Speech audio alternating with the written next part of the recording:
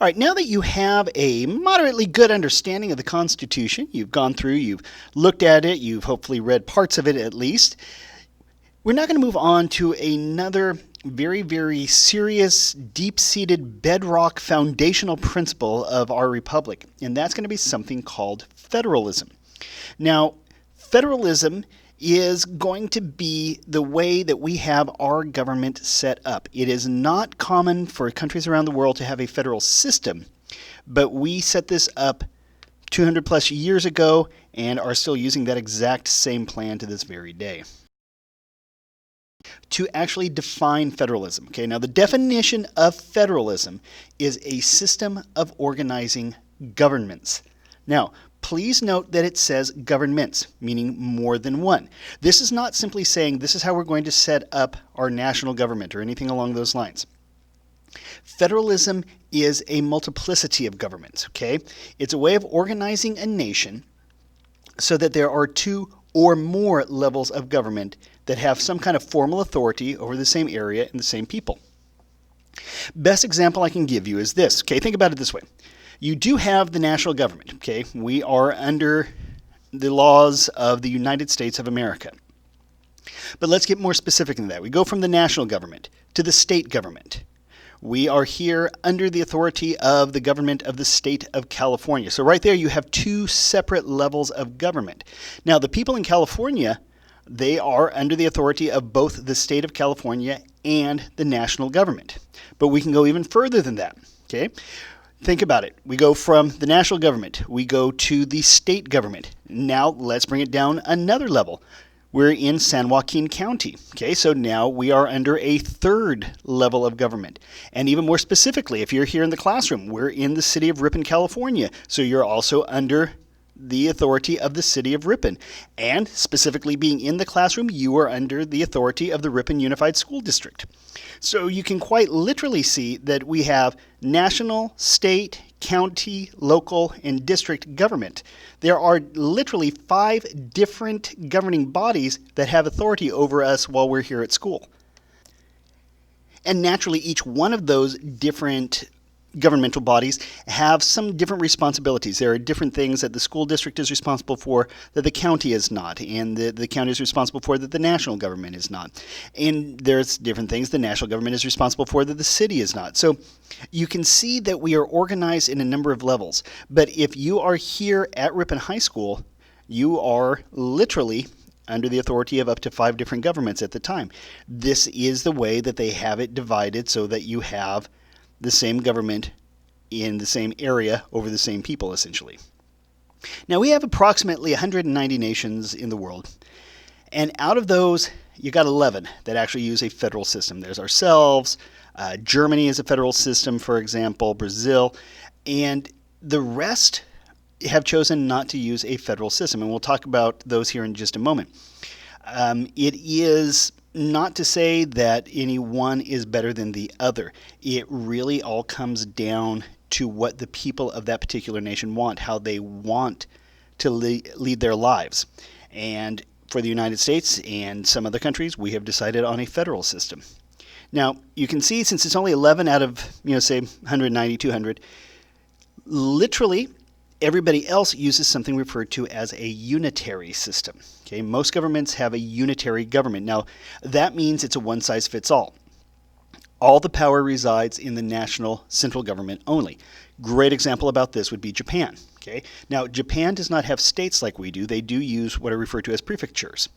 And it's different from us in that each prefecture does not have its own, governor or government along the lines that we do for California, but instead all of the rules, all of the laws, everything is actually issued out of Tokyo, out of the national government. Many countries use this system where they have the national government make all the decisions for every level of government, and for them it works. Could we do that here in the United States? Yes, we probably could, but it is so ingrained, the concept of federalism, that it would be exceedingly difficult to get the support of the people to go along with that, in my opinion. So while most of the world does use that unitary system, we and a handful of others use a federal system. Now, A federal system kind of ties in with the concept of confederation. Now, usually you hear the term confederation or confederacy. Maybe you're thinking the Confederation Congress from the chapter we just finished, or you could be thinking confederacy, you might be thinking about the Southern Confederacy during the Civil War. But a confederation, you have a national government that is weak, and most or all of the power is in the hands of its components. That's what we had under the Articles. Now, you could definitely make the argument that the United States today is still a confederation. It's not the same confederation that it was under the Articles, though. Remember, under the Articles, the states had all the power, and quite literally, the national government could do little to nothing. Okay, that is quite different today. We do still have a great deal of authority residing within the states themselves, but we do have a stronger national government. So while we are a confederation, we are not a classic or true confederation in that we don't have the individual states which make up the Union be the all-powerful aspect of it. A good example of a confederation today would be to look at Switzerland, for example. They have each of the individual cantons, kind of like our states, pretty much are in charge of all their own affairs, and the national government is essentially there for just a handful of things. So, it is one of those situations where you can still find the confederation. We are one, like I said, just not to the extent that we were under the Articles. Now, the workings of our system, you'll see sometimes are referred to as intergovernmental relations. Now, what that means is that there are interactions between the national, state, and local governments. For example, let's talk about education.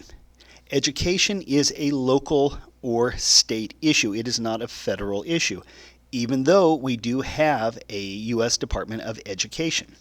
So in this case, you have the national level, the Federal Department of Education talks to the states about the things that they want to have done or what they require.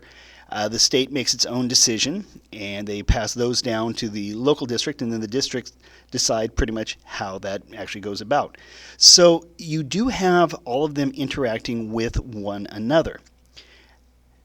Great example for this day and age would be the county government and state government working with local school districts. As we are going through doing this chapter, we are still doing the distance learning. And we are doing that because even though it is a local school, we do have the state going through making decisions as to what qualifies as being able to reopen the schools, and we have the county, health department and county office of education working to determine what are, the maximum and minimum and things that we can and cannot do. A lot of times with intergovernmental relations, you'll be talking about money. You'll be looking at the way the national government can and does distribute money amongst the various states and towns and things along those lines. So you do see a lot of interaction between all different levels of government. Sometimes it is more obvious and more, intense, for lack of a better word. Other times it's fairly sedate and not really paid that much attention to. But, we do go through and we keep working on it. So you've got now a decent definition of federalism. So why is it important? Why do we as a nation want to have a federal system? Why does the federal system work well for us? Okay, well, one of the reasons is it decentralizes our politics. Now, you can have regional areas of the nation that are very strong politically for one party or another. But having a federal system means that all of the power is not centralized in one spot. You do have different areas of the nation where you have a great deal, of authority that balances out what is in the national capital. So it's a way to decentralize our politics. Oftentimes, remember, the framers were really concerned with the problem or issue of one part of the government getting too much power. And so as a result, this allowed that power to be distributed more widely around the nation and therefore prevent any one person, place, or area from getting all of the political power.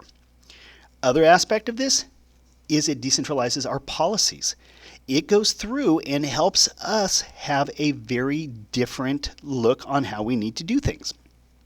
It is said that we have right now in our nation 50 laboratories of democracy, that each state has its own way of looking at things. I mean, think about it. It would be hard to argue against the statement that California is very different from Alabama, and Alabama is very different from Maine, and Maine is very different from Hawaii, which is very different from Alaska. And you have all of these different states with very different issues and problems. Right now, you look down in Louisiana, for example, they're dealing with a hurricane. Okay, California doesn't really ever deal with those problems, whereas California deals with issues like earthquakes, whereas you don't really hear about that in Louisiana. So each state goes through and it has a different focus. And as a result, the policies that we as a nation adopt collectively reflect all of these different policy issues. And the federal system allows us to go through and have a wider range of inputs to these different political policies. So the biggest two things about federalism is the decentralization of both politics and policies. It allows more voices to be heard and more choices to be made. And it is a system the framers set up more than 200 years ago, and it has held up fairly well through this very day.